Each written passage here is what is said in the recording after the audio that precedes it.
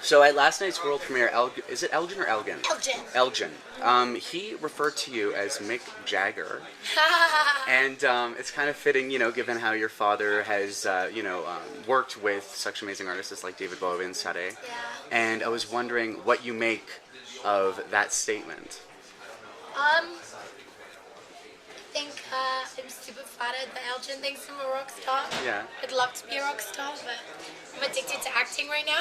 Okay. I don't know. I think that me and Elgin just have this incredible relationship together. He's like my brother. He Yeah. really is. I couldn't live without him anymore, and my life's a better place with him in it. And I think him saying that is, I'm willing to take a risk. Like, fuck it, dude. Just do what you gotta do to make a movie work. And Yeah. I think that to him is being a rock star. I think it's about having enough trust in somebody that you will go that extra mile to do whatever they need you to do. And I think we'd both jump in front of trains for each other. So. And you've been working with him for 2 years to get this thing together, Yeah, right? we've been hanging So out. how did you guys, why did this all come about? Originally, I got sent the script because they were going to do a thing at the Sundance Lab here. Yeah. A little test thing with it. And I read it, and I was just like, wow. And then I then went and met with Elgin, and I sat down with him for about an hour. It could have gone on for 5 hours, literally. When you just meet someone and it's like love at first sight, you're like, yep, and I'm ready, let's do this. And then I got a phone call like a week later, and he called me, my agent called me. They were like, they really want you to do it, and they want you to choose which role you want to play. So, and I was definitely more of a Lily.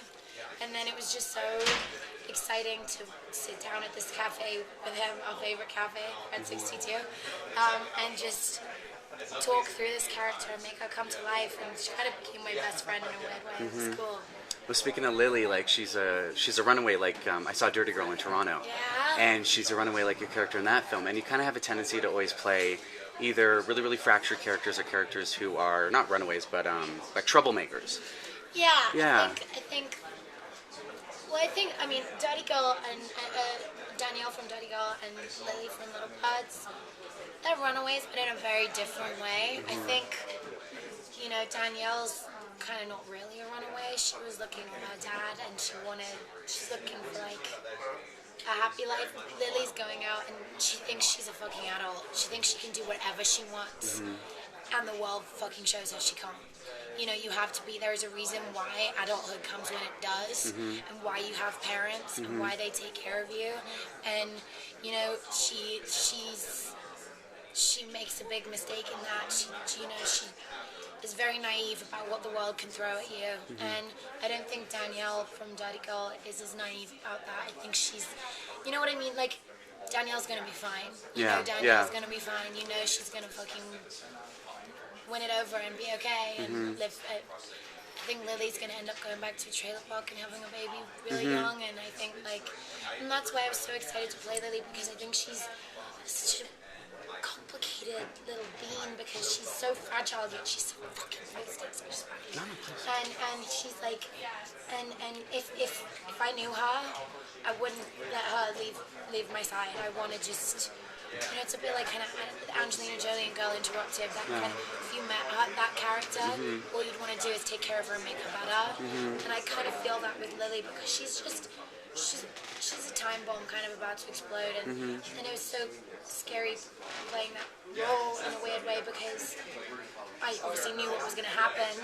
And I think that every decision Lily makes, you see the consequence leading to another bad decision. And then she kind of brings everything on herself, and so when it finally comes to that horrid end scene where she's left on her own and she's fucking thrown on the bed and having her shorts ripped off, it's like she's just lying there and she said, I kind of brought this on myself. And to feel like that as a 15-year-old girl and just feel so alone and feel like you just blew it big time.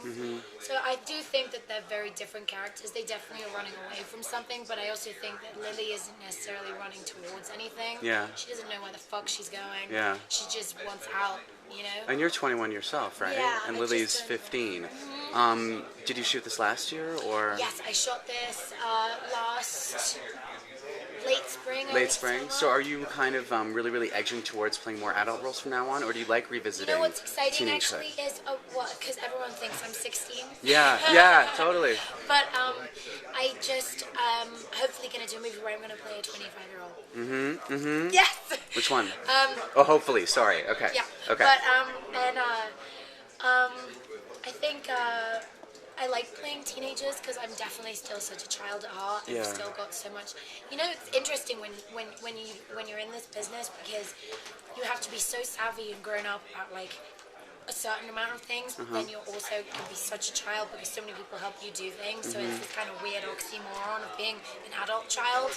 And I'm fascinated about being a teenager. I had an interesting teen life. I went through a bunch of different emotions, and it's just a time in your life where I think you're like, what the fuck is going on with me, you know? And I think as long as I can still play that, I kind of like to because I think people can relate to it. You know? And you kind of grew up in the spotlight. I mean, you started out as a child actress, right? I didn't, not as a child actually. Yeah. I booked my first movie when I was 16. Yeah.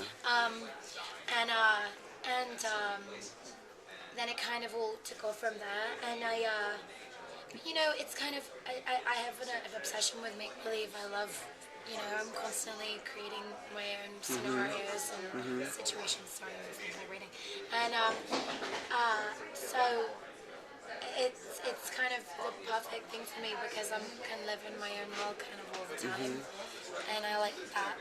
I know reality is important, but it's kind of more awesome to be in a made-up reality. Yeah. Do you remember what age, like, you kind of told your family that you wanted to pursue what? acting? This is going to sound so pretentious, Yeah. but I don't mean it to. When my parents lived in LA for a while, and I have this vivid memory of being about 3.5, 4 years old, and we had this big striped couch, and I was laying on it. And my dad showed me the Jean Cocteau Beauty and the Beast, La Belle et la Bête. And there's that moment, it's one of my favorite movies of all time. Yeah. And there's one moment where the Beast, hi, call me later, will you?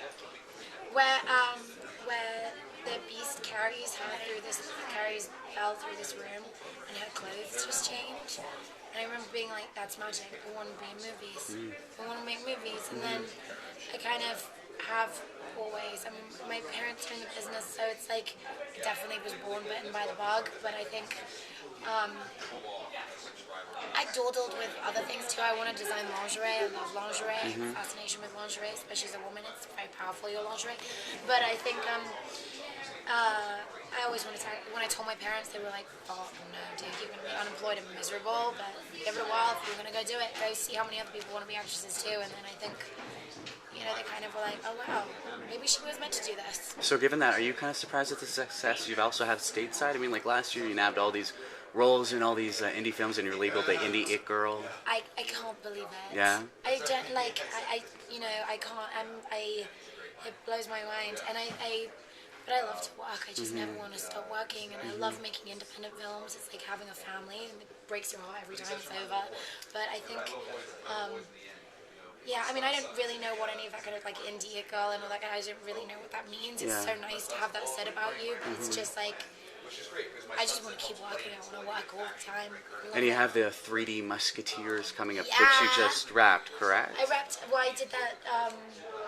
I just wrapped another movie actually that I did in New Orleans, and before that, I wrapped Three Musketeers. So was this kind of a bid for you to kind of break into the mainstream, or did you just see it as a great role that you wanted to? I thought, I don't like.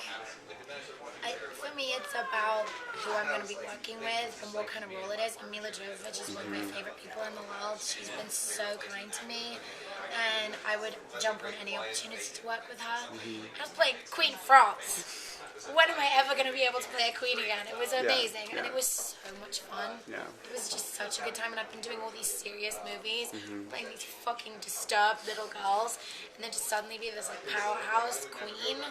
It was, I like that. It's good. Change it around, I love that. So. And how long are you here in Sundance for? I'm actually staying for a while. I'm staying for the full week. I want to see some movies. Well, yeah, and you got Kaboom here too, as well. Yeah. And you've been kind of touring that on the press circuit market for like the past year or so because it played at Cannes and it played in I couldn't do Toronto. Last year I was very busy. I was shooting all year. I did 5 movies, and so I couldn't be a part of the press for Kaboom. So that's another reason why I'm so fucking happy that I'm here, because it was so much fun promoting that movie with those people. Yeah. I had a great time making that movie, and I haven't seen them since. So it's like What's it like to have 2 films in the festival? mind blowing. Yeah. It's a little overwhelming Yeah. because you have to stay up so late and then get up so early. You're like, which movie am I talking about today? Okay, right, that one. Are we doing it? You know, no. Yeah. But like, it's great. You know, people are so. Everyone. What's so nice about being here is everyone just seems so excited to be here. There's such a good energy. You know, and people are just so excited about all the movies, and it's my first time at Sundance, so it's like an explosion for me.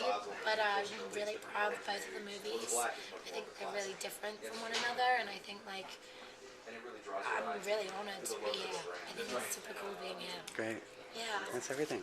Well, thanks so Pleasure much, to meet Juno. you. Congratulations Thank on you everything. so much. Thank you. Thanks.